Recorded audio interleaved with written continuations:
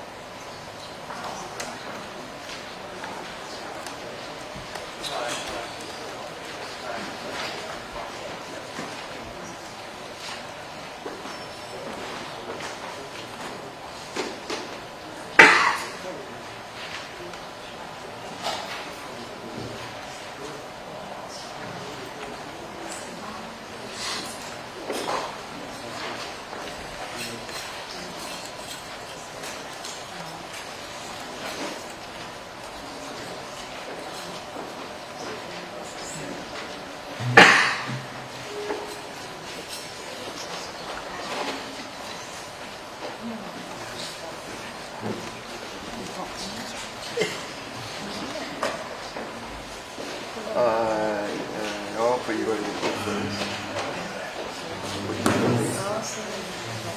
men jag...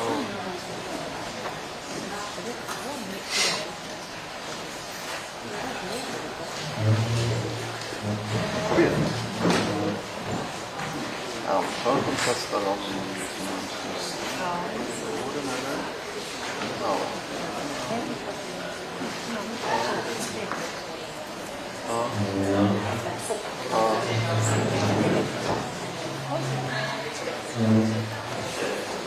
Ja, ja, men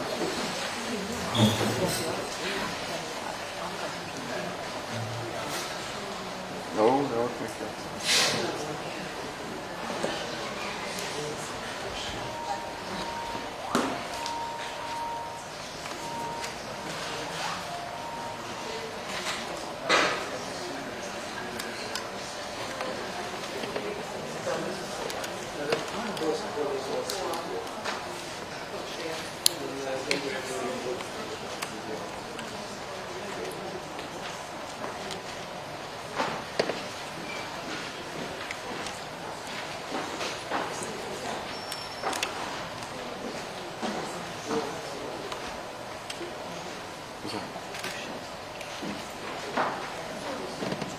Ja. Han är nog för folk att förstå snart.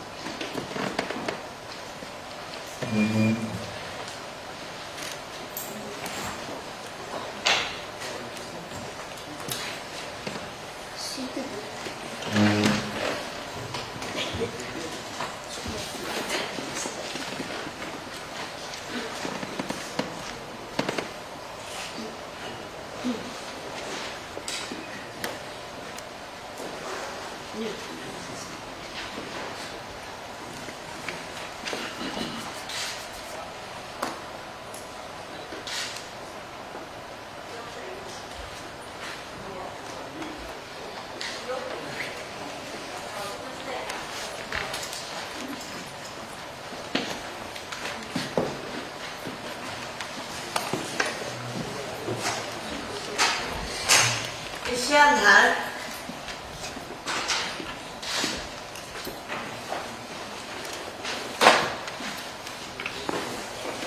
Kan du gå upp?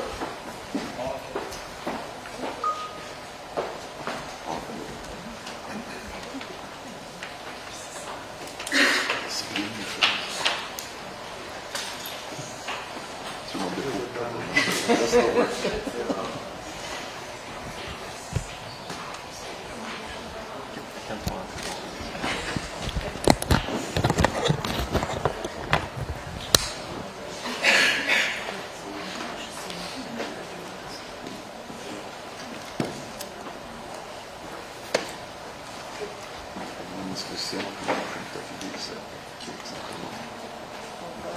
Jag menar som också vågar gå ut på det. Det är fel så det är så mycket pinsamt.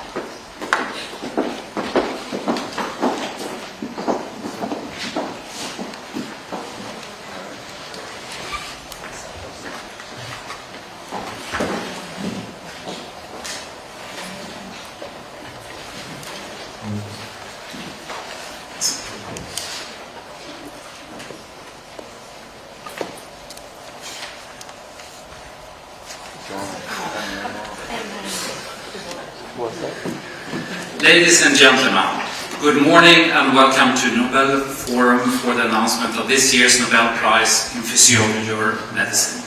My name is Thomas Perlman and I'm the Secretary General of the Nobel Assembly. I will first read the announcement in Swedish, followed by English. We will then present the background to the prize and open up for questions. Nobelförsamlingen vid Karolinska institutet har idag beslutat att Nobelpriset i fysiologi eller medicin år 2023 ska delas lika mellan Katalin Karikó och Drew Weissman för deras upptäckter rörande nukleosidbasmodifieringar som möjliggjorde utveckling av effektiva mRNA-vacciner mot covid-19. The Nobel Assembly at Karolinska Institute has today decided to award the 2023 Nobel Prize in Physiology or Medicine jointly to Katalin Karikó and Drew Weissman for their discoveries concerning nucleoside-based modifications that enabled the development of effective mRNA vaccines against COVID-19. Here are the two laureates. Katalin Karikó was born in 1955 in Szolnok in Hungary. She performed her prize-winning studies at the University of Pennsylvania in Philadelphia in the United States. She is currently a professor at Szeged's University in Hungary and is also an adjunct professor at the University of Pennsylvania. Drew Weissman was born in 1959 in Lexington, Massachusetts in the United States. He performed his prize-winning research together with Katalin Karikó at the University of Pennsylvania, where he is still active as a professor. I will now turn to Professor Richard Sandberg, member of the Nobel Committee, who will now describe the discovery. Please, Richard.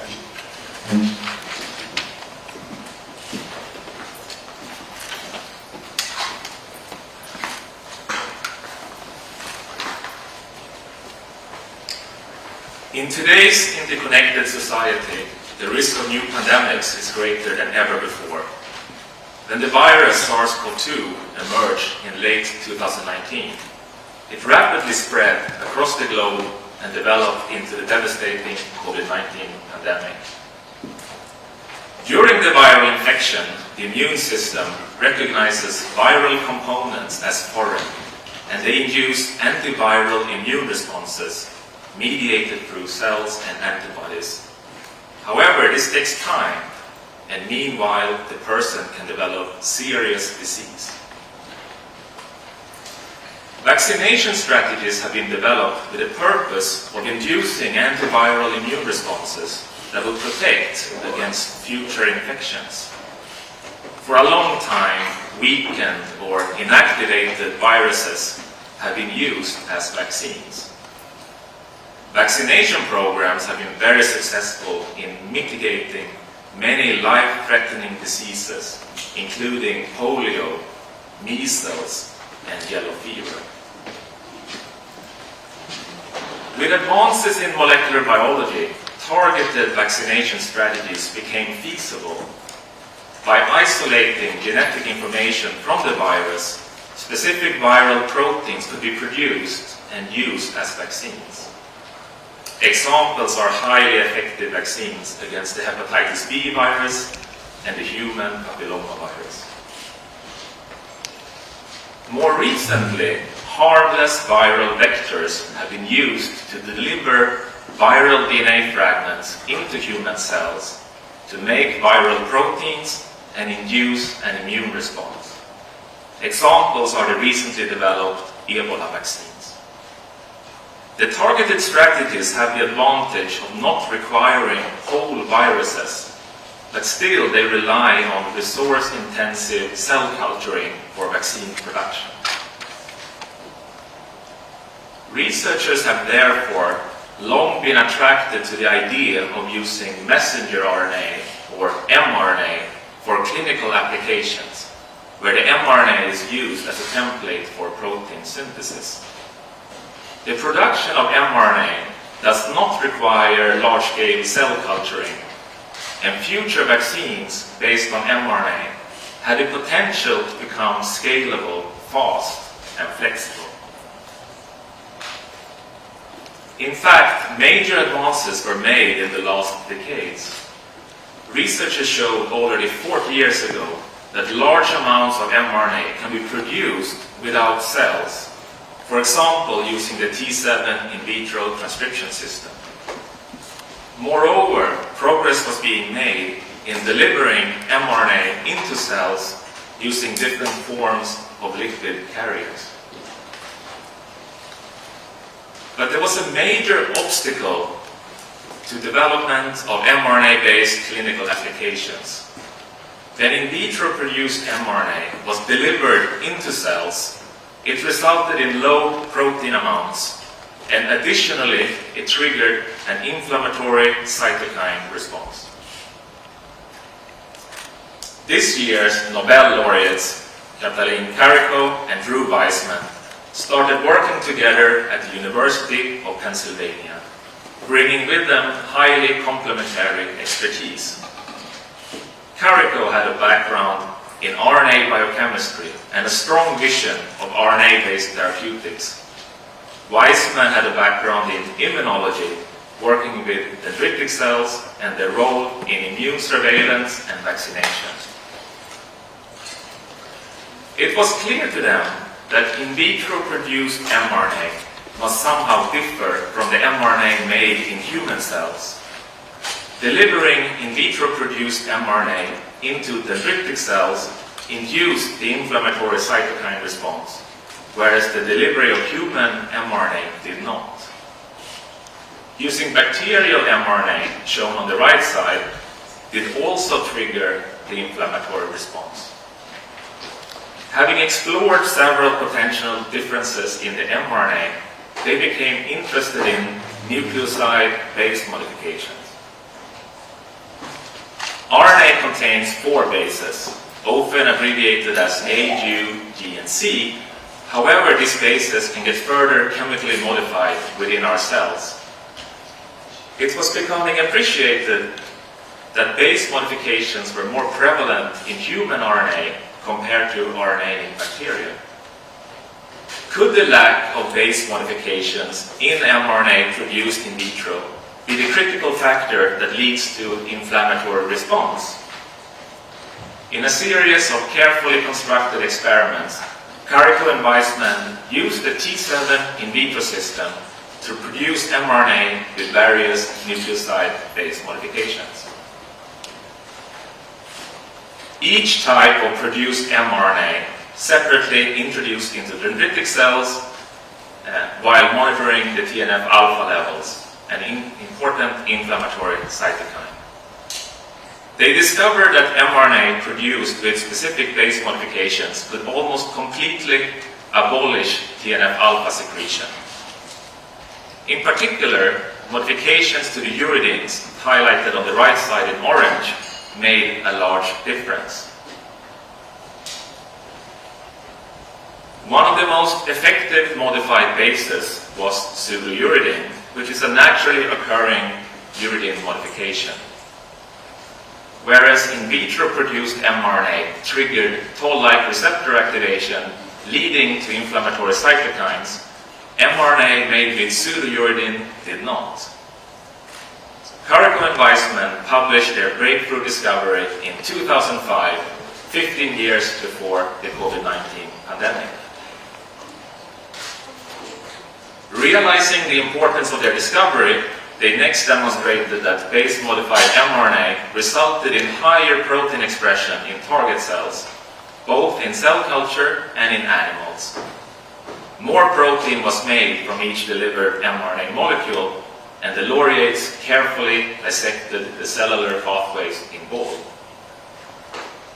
Carico and Weissman made fundamental discoveries of the importance of base modifications in mRNA, which eliminated a major obstacle to mRNA-based clinical applications.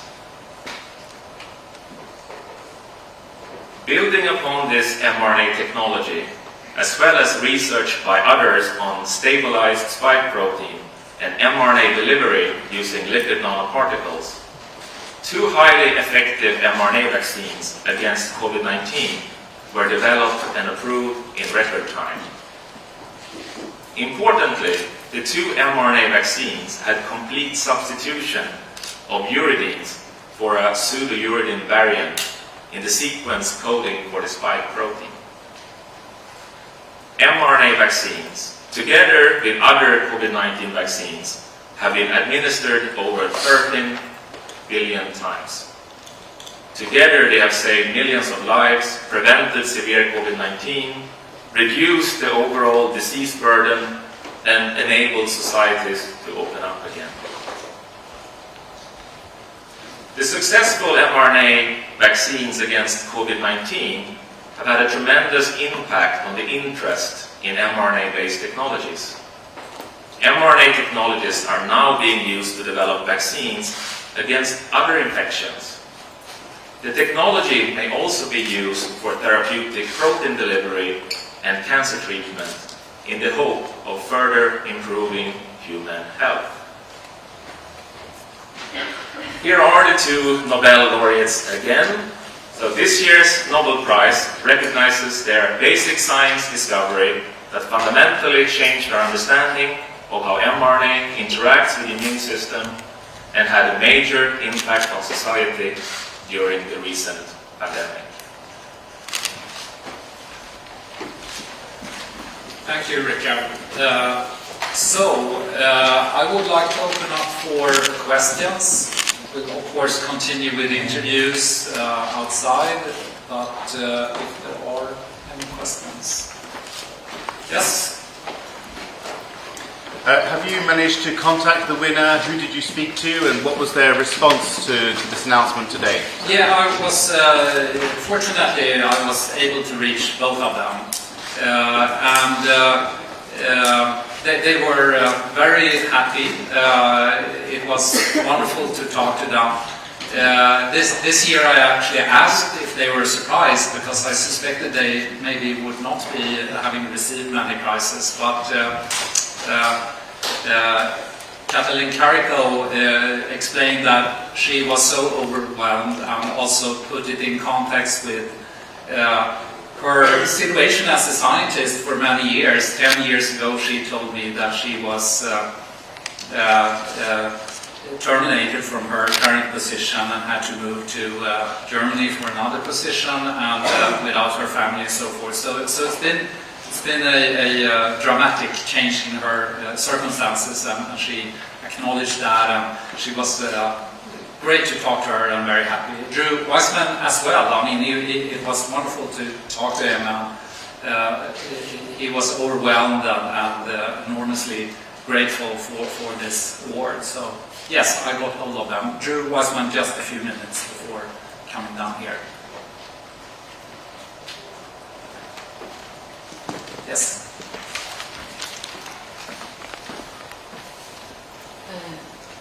Hello. Yeah, I'm Sufficient Axelson from the Green Post. I ask a maybe inconvenient question and need your further explanation. Do you really think that it's the vaccine and this COVID-19 pandemic? Thank you. With this question, I would like to introduce our panel here. So I'll first introduce those who are sitting here. To the far right is Olle Kempe, Professor Olle Kempe, who's Vice Chair of the Nobel Committee. And then it's our Chair of the Nobel Committee, Professor Gunilla Carlsson-Hedestam, and I already introduced Professor Richard Sandberg. Perhaps, Gunilla, could you respond to that question? Yes, it's of course a very reasonable question. As I think hasn't escaped anyone, this virus is still circulating, and there's now many variants that have spread, and this is of course how viruses behave. So once it has achieved that sort of level of spread, it's very difficult to stop it completely. But what's important here, I think, is that vaccines could be developed so fast, and this was, as we just heard, largely due to improvements in the technology and this basic discovery that allowed this. So I think in terms of saving lives, especially in the early phase of the pandemic, it was very important. Now most people have developed some level of immunity as a result of combined exposures to the virus and to multiple vaccinations. So we're not in, this situation is not as dire as it was a few years ago.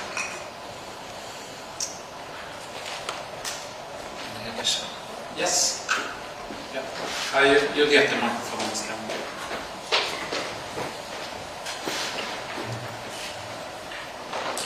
Thank you.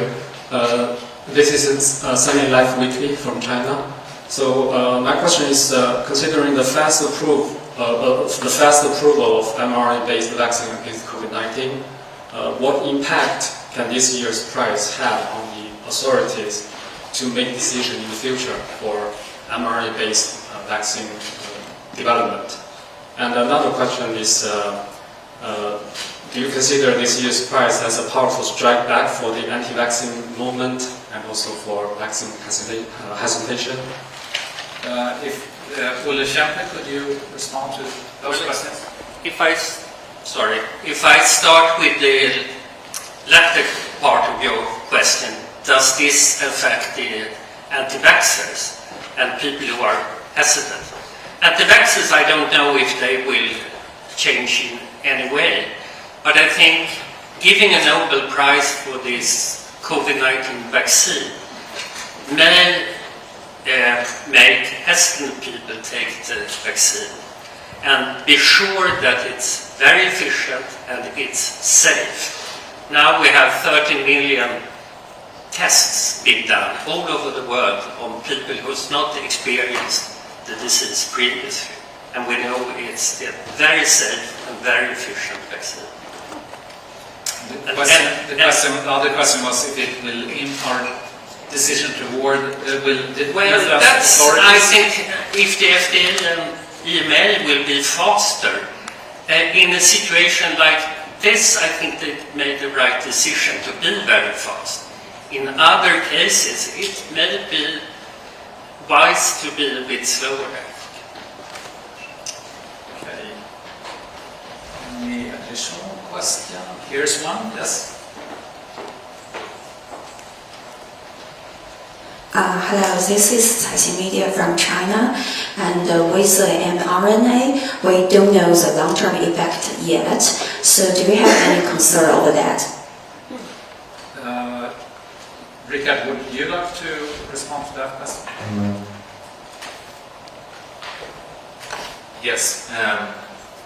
Of course, mRNA vaccines have only been given for a certain amount of time, which begs your question. Having said that, of course, the mRNA vaccine that is given is very transient, and the fact that 30 billion people have gotten the virus, vaccine virus, and the amount of side effects noted to date is extremely limited. So I don't think it's a major concern. Anyone else want to add to that? That's fine, yes. Well, it can't be integrated into the nucleus, into the DNA, and that's, a safety precaution. The adverse effects that's been noticed is mostly mild myocarditis or perimyocarditis, mainly affecting young males, but that normally resolves without any long-term effects. And maybe one could also add that the consequences of having COVID-19 can definitely have long-term health effects, as we know. So one always needs to relate the very minor effects of a vaccine to the severe risks of actually getting the disease. Yes?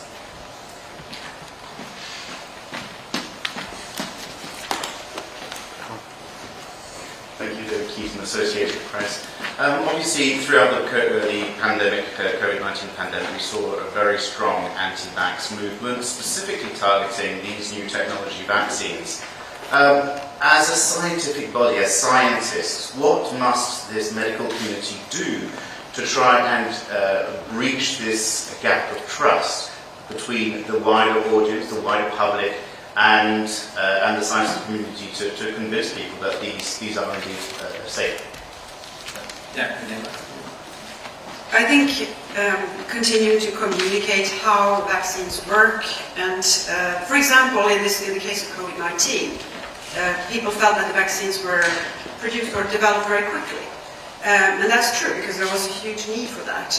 But what these accelerated clinical trials did was not to remove any safety step. It was running things in parallel instead of sequentially. So there was no compromise in terms of the safety measures. And maybe that's not always understood. So, of course, communicating how it's done and all of the decades of basic research that's behind this kind of work, that's also not always appreciated by the public. But I think hopefully this prize can help highlight some of that, because this work has been going on since the 1990s.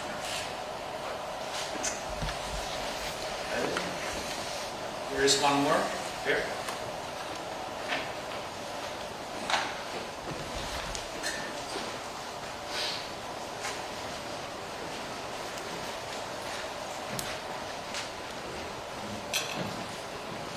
Hello, thank you. I'm from Chinese Nordic Time, and I'm happy. Actually, last year I'm sitting here and I asked the same question. So, well, mRNA vaccine will win the prize, but this year it's a well-deserved prize. So I think everyone's happy with this. So the first question is about mRNA vaccine. So, is there any other applications for mRNA vaccine in other diseases like cancer or like infectious diseases like this? So, could you introduce a bit for the audience? The second one is about long COVID, because I think now long COVID impact is really important point for the society. So could you also let us know? Maybe I'll ask Gunilla to answer the first part of the question, and Olle the latter part. Okay, so regarding other applications, yes, there's really quite a lot going on right now, and this is only going to increase most likely because we now have this increased safety data on the platform in general. But the main other applications I think we're going to see is, of course, many other vaccines against infections, particularly perhaps for flu, where we need updated vaccines. And that is one of the great advantages with this platform, is that it's flexible and fast, so one can update the vaccine if there's new virus variants coming, which we know happens all the time. Other applications that are really sort of, there's going to be a lot of exciting findings, I think, coming out, and that's already started, is in terms of therapeutic cancer vaccines. So those are not preventative but therapeutic vaccines, and they can either be done in a personalized manner or in a more general manner. Cancer is, of course, a very difficult disease, and there's in fact many different diseases, but cancer vaccines might very well benefit from this platform. And thirdly, there is many experiments and actually already clinical trials going on to deliver therapeutic proteins. And that can be replacing a defective enzyme, or it can be introducing an immunomodulatory protein. So in that sense, there is quite a lot of work that we will see, I think, applied to a variety of diseases. So for the second part of your question, long COVID, well, first of all, vaccination prevents you from getting long COVID. Then long COVID is a spectrum of different diseases ranging from the myocarditis that is usually much more prevalent if you get the COVID infection than from the vaccination. And it's also usually more severe. Two, long COVID, that is something we still don't understand the etiology of. And there is quite a lot of research ongoing on that.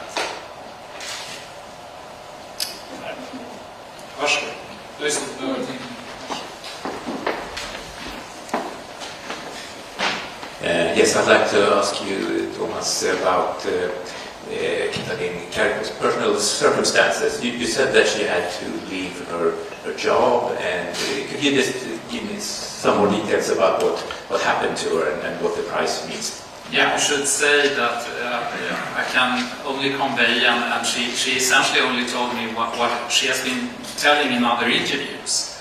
And she's been explaining that her position, she never had a tenured position at University of Pennsylvania, and in 2013 it appeared as, from what she's saying, that it was hard to continue under those circumstances. She got a very senior position as vice president in a company, BioNTech, that later went on to make one of the vaccines. So she was not out of job in that way, but away from her family. She never received an R01 grant from NIH, which is a clear sign that she struggled and didn't get recognition for the importance of her vision. Because what was clear was that this is an extraordinary and unusual scientist who was very passionate about this idea of mRNA and using it therapeutically. And she resisted the temptation to sort of go away from that path and do something maybe easier, and maybe tell something about the funding situation, also being a female and being a foreigner and so forth. I'm sure it didn't make things easier, but she has not been complaining. She has also explained how happy she's been, and she was making progress through the years. So it was not that she was inactive, but she didn't get strong support, not the tenure and the support to build up a big group. Instead, of course, she found very fruitful collaborations on the way. Yes. Is there anything more? I know several, so okay.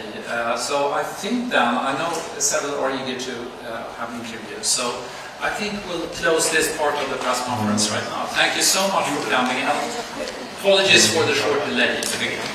Thank you.